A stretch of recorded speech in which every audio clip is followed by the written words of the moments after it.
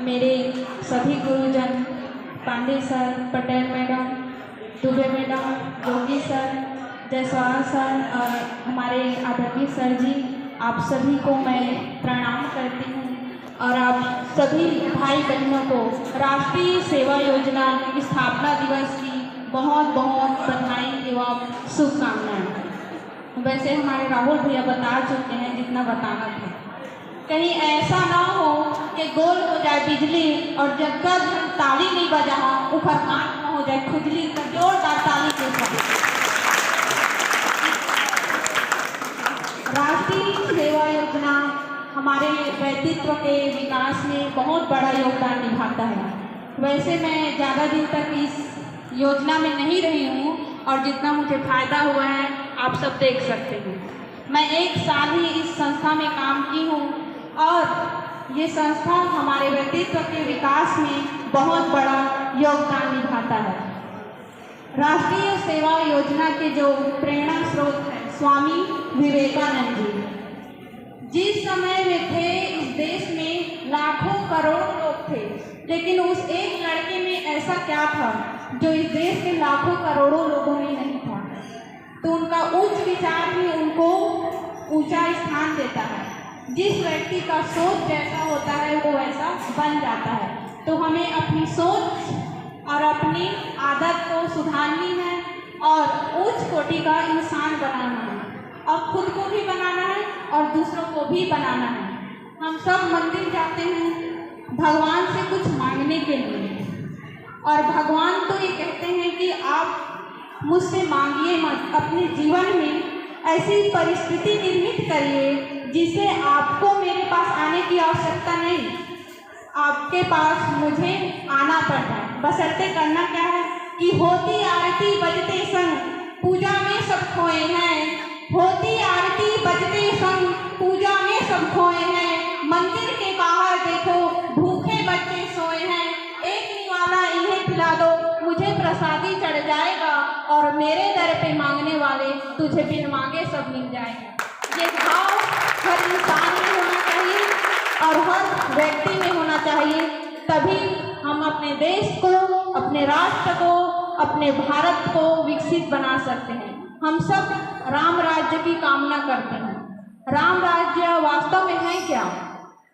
अल्प मृत्यु नहीं कहनु पीरा, सब सुंदर सब विरुद्ध शरीरा, काहू दरिद्र नहीं कोई दुखी न दीना, सब काहू अबुध नहीं कोई लक्षण हीना, न कोई अबूध हो न कोई लक्ष्य से हीन हो, सब सुखी से रहे।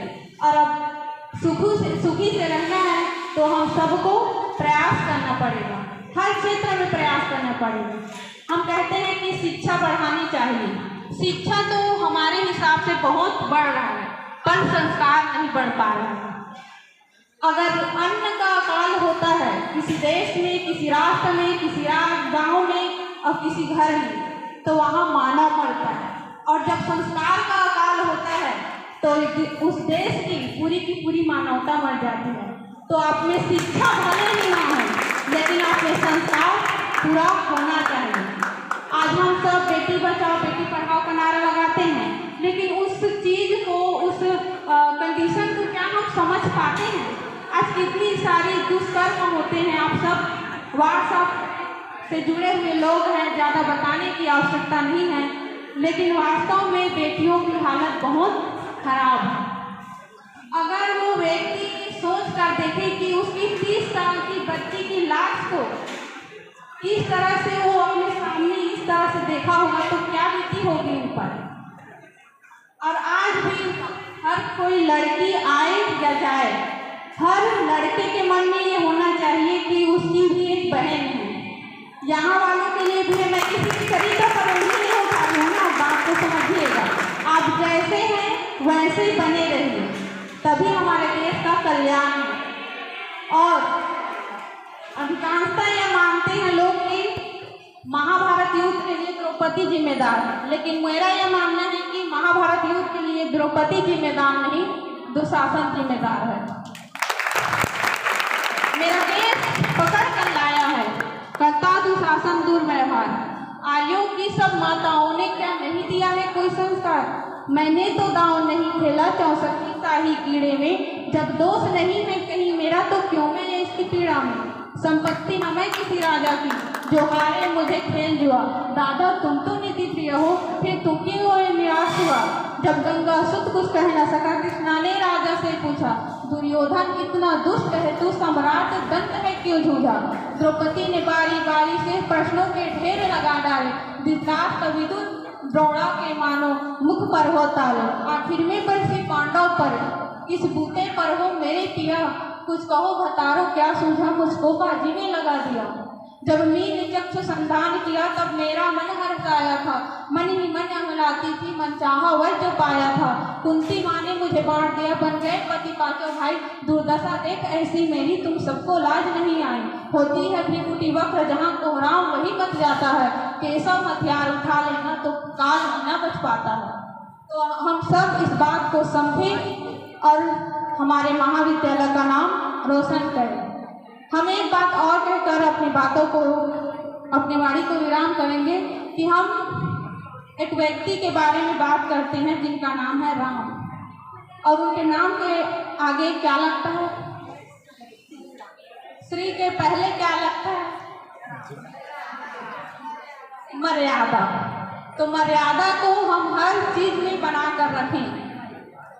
वैसे तो राम को 14 वर्ष का वनवास मिला था। अगर वो कह देता कि मुझे नहीं जाना तो भी कोई कुछ कर नहीं सकता था। लो सुनो प्राणपति प्राणनाथ यो याति आज मांगती हूँ। कौशल्या नंदन के बदले निज सूत को राज मांगती हूँ। राजा जो राम हो रहा है राजा नहीं काशी हो। कल ही 14 वर्षों को तपस्वी बनकर वनवासी हो। तब राम की प्रतिक्रिया देखे। बड़भागी वह बेटा है जो माँ का पिता का आज्ञाकारी है माँ की यही आज्ञा तो जिंदगी पवित्र हमारी है। हम इतने बड़े हुए फिर भी यह खेद सदा ही रहा हमें। माता या पिता किसी ने भी आदेश न कोई दिया हमें। है निश्चित ही ये स्वर्ण अवसर आज्ञा हमको देती है माँ। है यहो भाग्य ये हमारा हमसे सेवा लेती है माँ। सच कहते हैं मन की कहते हैं है तिलक बहुत ही भार हमें। वो भरत प्राण प्यारे को हो इसमें आनंद अपार हमें। जब तक यहाँ रहोगे तुम इनका संताप न जाएगा। जब तलक नहीं जाओगे इनका पश्चाताप न जाएगा। इस कारण अच्छा यह है दुख और न इनको पहुँचाओ। जितनी जल्दी हट सकते हो इनके आगे से हट जाओ। है एक आज्ञा और फिर लौट यहीं पर आना तुम। मैं बलकल वस्त्र मंगाती हूँ वो कहे मनों को जाना तुम। मचा अयोध्या में तब इस प्रकार को राम वही रहेगी अयोध्या जहाँ रहेंगे राम। बच्चे कहते थे चीख चीख जा रहे हो राम कहाँ। बूढ़े माथे कोठों को कहते थे अब आराम कहाँ। वो थे राम। और राम जैसा चरित्र लाना हमारे जीवन में एक बहुत अमूल्य रत्न का आना है। हम किसी अच्छे व्यक्ति के एक व्यक्तित्व को अगर अपने जीवन में उतार लें तो हमारा जीवन अभी जैसा है उससे कहीं ज़्यादा बेहतर हो सकता है। और आप सभी से मैं ये कहना चाहती हूँ आप सभी जहाँ आप बैठे हैं वहाँ से कम यहाँ आने का प्रयास जरूर करें। क्योंकि यहाँ आने से आपकी व्यक्तित्व क्षमता बढ़ेगी और यहाँ कोई आपको कुछ नहीं बोलेगा। टीचर्स आपके हैं महाविद्यालय आपका है और ये माइक भी जब तक आप यहाँ हैं आप ही का है। तो आप डरिए मत।